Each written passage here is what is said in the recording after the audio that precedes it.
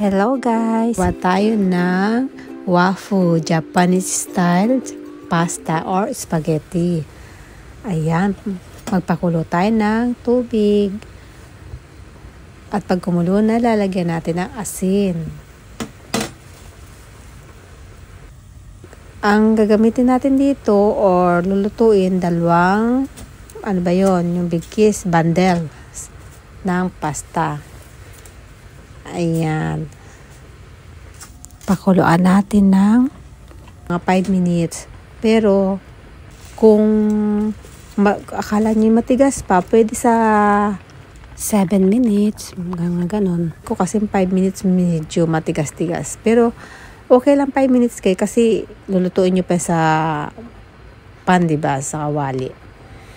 Ayan. At itong tomato, guys, fruits, tomato yan, mini. Wala siyang asim. Tamis. Talagang fruits. Ayan, mga kailangan natin. Asin, olive oil, mentsuyu, or Japanese noodle soup. Diyan, tawag dyan sa mentsuyu. At ayan, tuna. Light tuna ang gamit ko. Pwede yung original na tuna.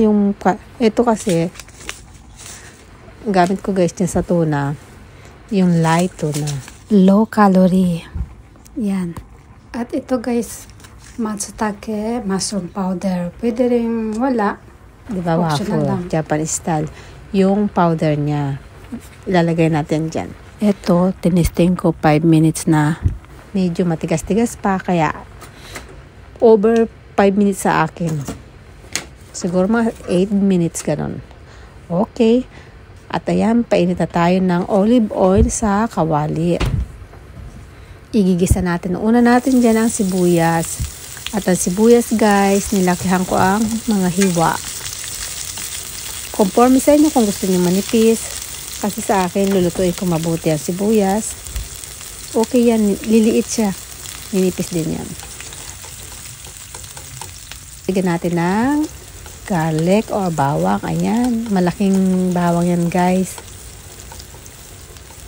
Made in Japan yung garlic guys.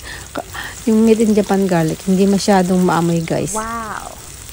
At ayan, yung shinichi mushroom. Lagyan natin.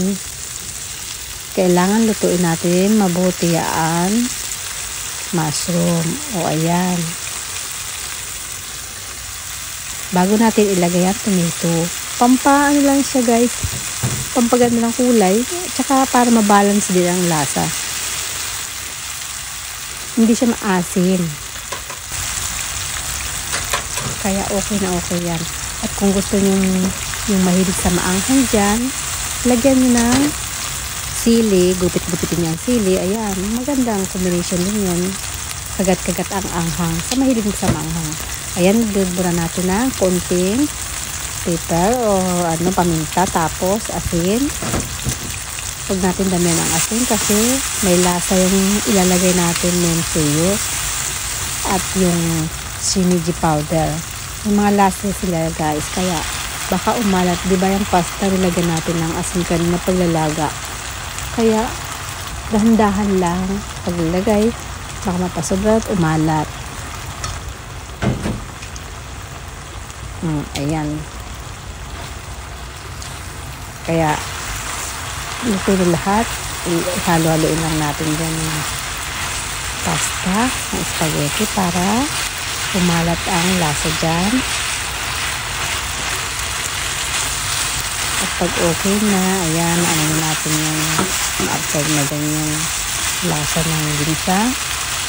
Lalagyan natin ng yung mentsuyu, tawag. Japanese, noodle soup. Kasi pinangaan nyo sa amin sa mga somen at saka sa soba. Kaya noodle soup, Japanese noodle soup tawag. At pagkatapos guys, ilagay na natin ang shinichi powder. Ayan. Kahit hindi dyan ilagay guys, yung iba yung shinichi powder, pagka naglaga ka ng spaghetti, tapos pwede na itaktak, ganun lang, napakadali. Pwede kahit yung powder na shinichi powder, nakalagay dyan sa direction yung powder.